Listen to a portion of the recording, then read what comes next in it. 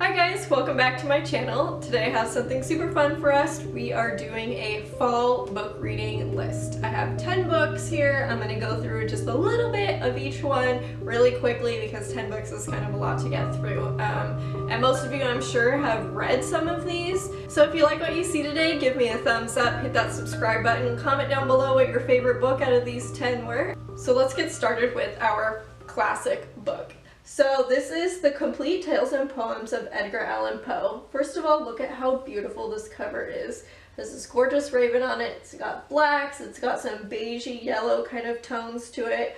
I bought this book to be a coffee table book specifically for the fall time. I have been waiting all year to put it out. I bought it last year around Christmas time, and I'm so happy that I did because it's beautiful and it fits perfectly on my coffee table.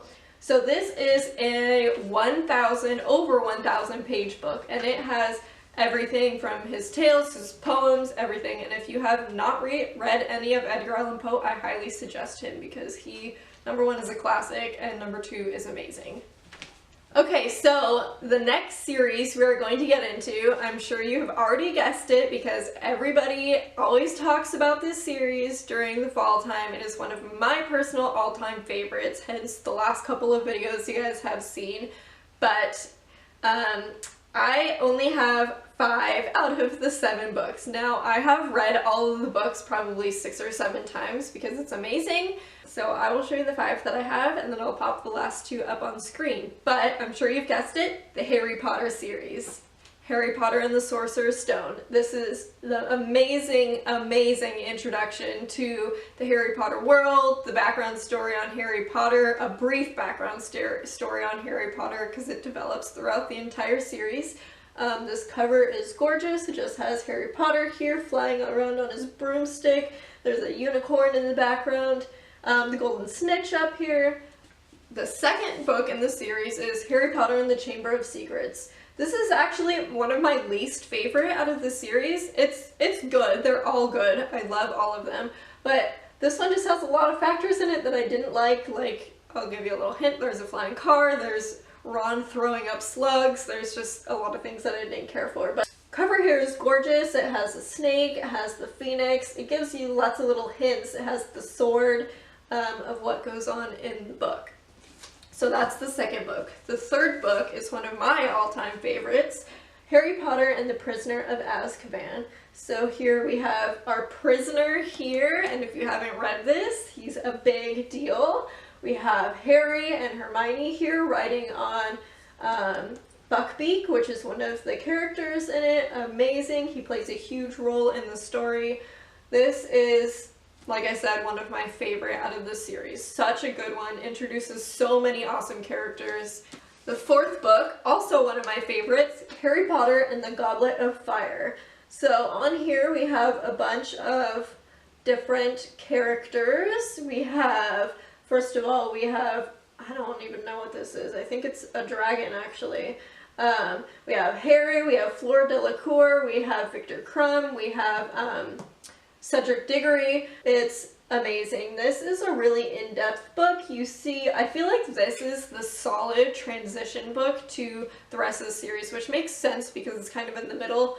But yeah, this explains a lot, so it's a good one. Harry Potter and the Order of the Phoenix. This is also one of my least favorite ones. Still a good one, obviously. It's pretty hefty. I think it's 800 and something pages. But yeah, the cover is beautiful. It has Harry here with candlesticks, and I do not have the last 2 books in the series, but the last 2, the 6th book is Harry Potter and the Half-Blood Prince, which is, I think, my ultimate favorite. Actually, hard to say, but it is one of my favorites, absolute favorites. And then the 7th book is Harry Potter and the Deathly Hallows, which obviously ties everything together. It brings my favorite character into play as the hero of the story. It's amazing. I have one more book. I have 2 more books. Though I have one more on audiobooks, which is The Night Circus. The Night Circus by Erin Morgenstern is amazing. It is one of my favorite stories of all time. It is so beautifully written. I think it's only like just over 300 pages. I've heard people say that it's boring in places, but even in the like slower parts of the books, Erin Morgenstern's writing is so amazing. It paints such an amazing picture in your mind, and I need to go out and purchase it because it is one of my favorites. I want it on my shelf. Like, it is, you need to go read it. Out of all of these books, go read that book because it's amazing. Actually read the Harry Potter series and read The Night Circus. Our final book is one that I'm currently reading, so I can't really give too much detail on it, but this is The Book Thief. Now this is highly recommended by many, many, many booktubers. It has really good reviews on Goodreads. And yeah, so I wanted to read this, but I wasn't planning on reading it just yet, but I went to Target and I saw this on sale for only $7. It was $15, and yeah, so it was on sale for $7. So I just started it like a day or two ago, yesterday I think. I'm on page 145. There's 550 something pages in this book. So far I'm loving it. It's about a little girl growing up in Nazi Germany, and yeah, so far the story is really good. Like I said, heard really great things about it, so okay guys, thanks so much for watching. You guys have no idea how many takes I had to do of this video. I cannot talk today. I don't know what is going on, but anyway, if you like what you saw today, please give me the thumbs up, hit that subscribe button, comment down below what your favorite book out of this fall reading list is, and we will see you next time. Bye!